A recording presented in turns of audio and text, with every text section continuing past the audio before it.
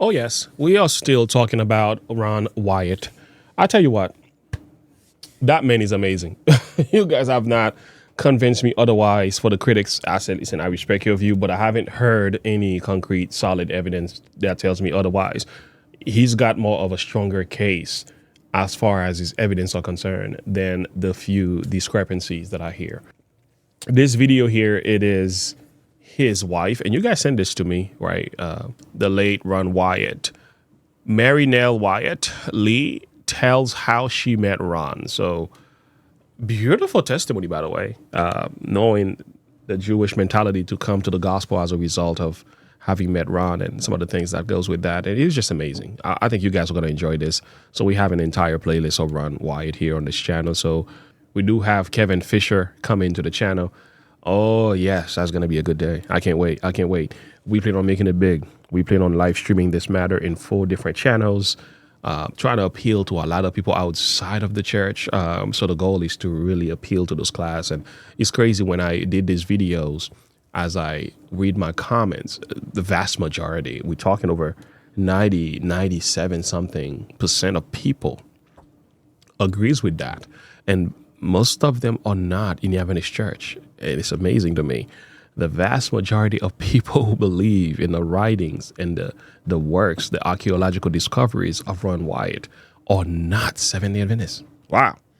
I was like, listen to that. Boy, it's pretty amazing. So anyway, let's take a listen to this video here. I'm not going to say too much. It's one of those that I would just bring to your attention and magnify what is being shared here. And again, I'll let you wrestle with the thought. And again, we can agree and disagree on some things. But nevertheless, I think the late Ron deserves a second chance, a second look. He deserves it. He deserves it. And we are going to do that. And as we check out the evidence, if I find things later on that are extremely questionable, that are very convincing, yeah, we're just going to say, okay, it wasn't exactly what I was thinking.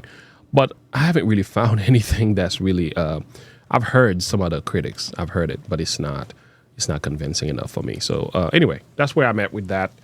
Some people say, be careful, watch it. Listen, there's nothing here. We're not talking about doctrines. We're not talking about salvation here. Okay. We're just talking about evidence. We're just checking to see if these things are true or not. And again, that's not one of those major discussion in the light of what we are talking about here. But nevertheless, he's got a point. All right. He's got a point. Let me be quiet. Let's get to the video.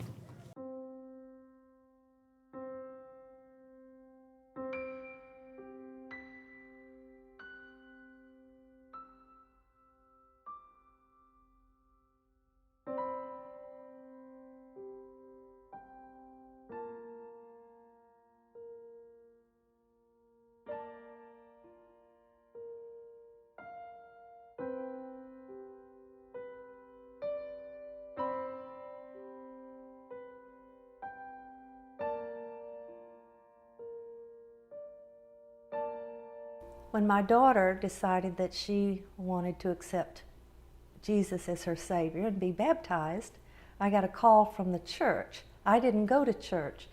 I pretty much rejected all that. But I sent Amanda because I thought church people were generally nice people, and I was raised in the church.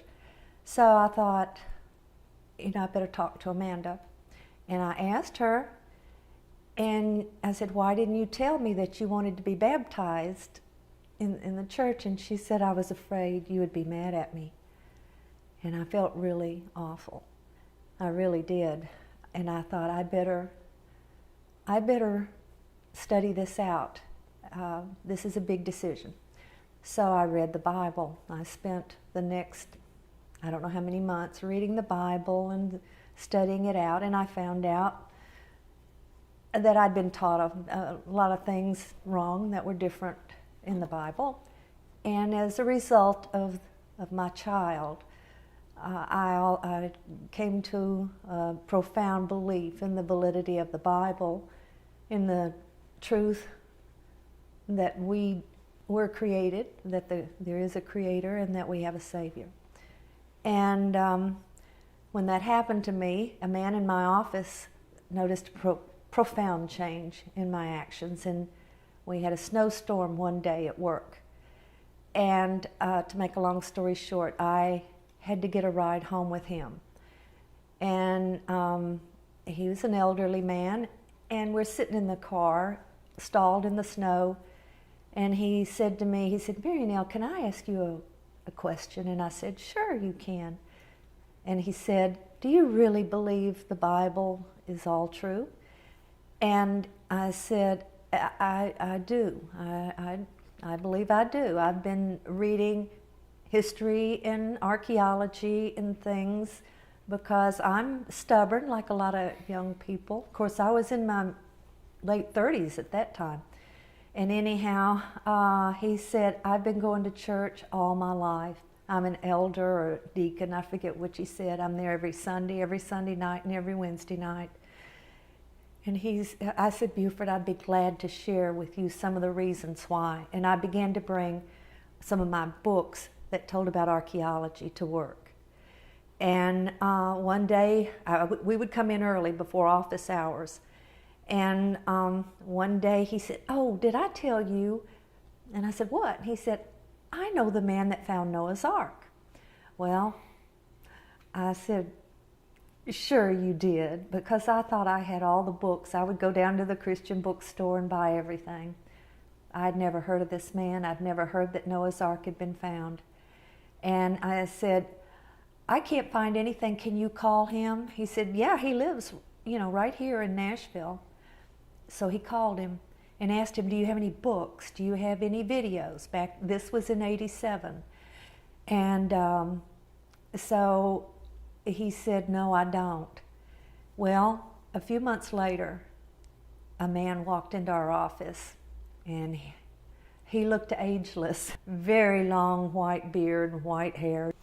And we kind of laughed when he came in, because I worked for a stockbroker, and we didn't have people like that, wrinkled clothes, And he asked to speak to the man that had told me he knew the man that found Noah's Ark. And so pretty soon, my friend in the office brings this man up to a bunch of us and says, this is Ron Wyatt. He's the man that found Noah's Ark. And he knew that there were some people interested, so he came by here to talk to you. He talked to us. There was a handful of us girls, and maybe a couple of men, I don't remember, that were interested in. It was the first time in my life I'd heard anyone speak about Jesus Christ as a real human being. I had never heard anything like it. He told us about Noah's Ark, about chariot wheels in the Red Sea. He knew where Mount Sinai was. He had been there. All the things he told, but the thing that impressed me the most was when he talked about the Ark of the Covenant.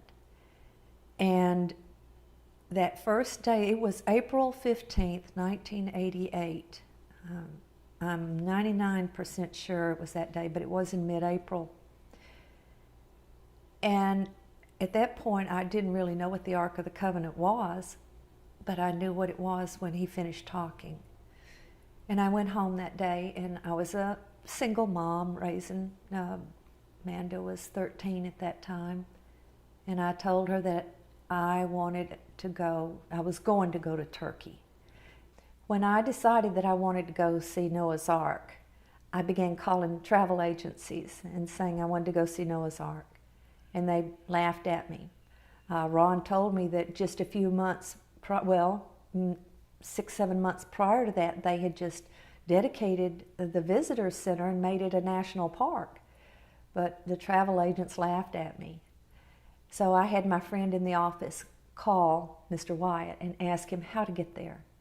So he did one morning. He got him on the phone, and my friend was on the phone going, okay, and then he would tell me a name, I would write it down, and finally he said, would you mind talking to her?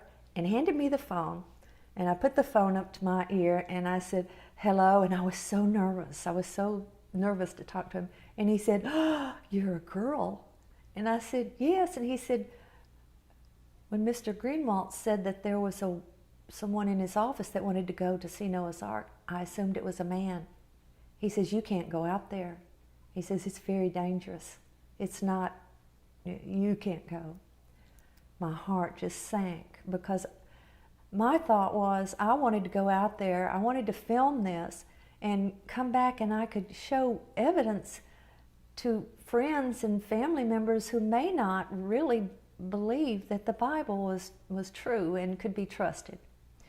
So what Ron said then was, there was a silence, and then he said, can you take instructions?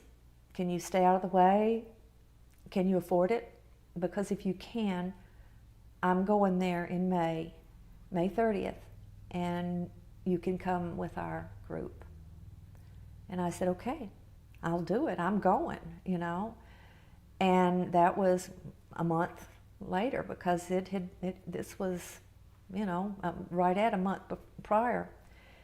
So what happened next was I called Ron to find out what I needed. I had to get a passport.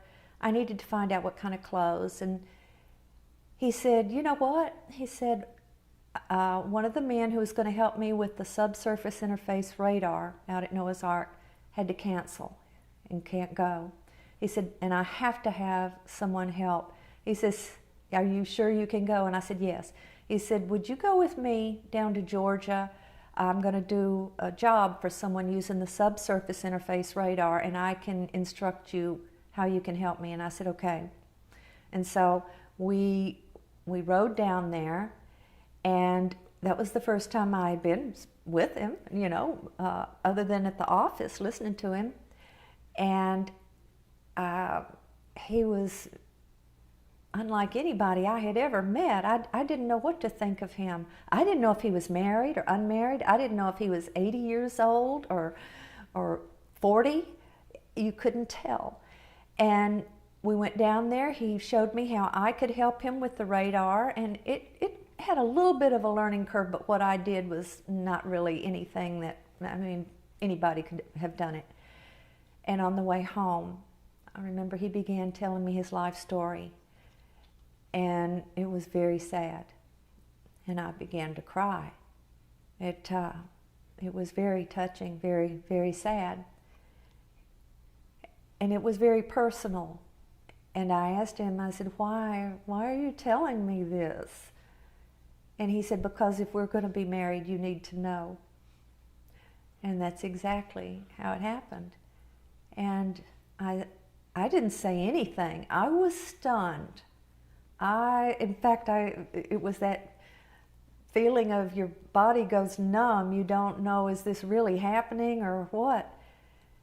And he said, I'm sorry. He said, I guess I should have told you that I've been doing this archaeological work for, I think it was about 18 years, he says, and I need help. He says, I can't do it all by myself. And I haven't been married, you know, and I prayed and asked the Lord to send me someone to help me. And he said, when I saw you in the office, I knew it was you.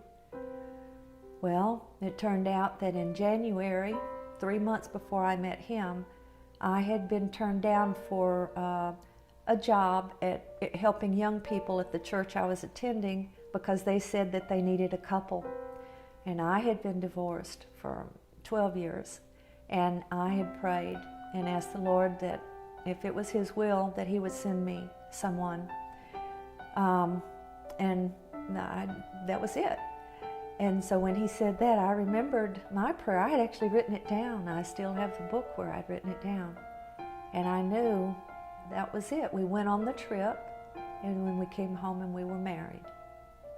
And I worked with him until he died.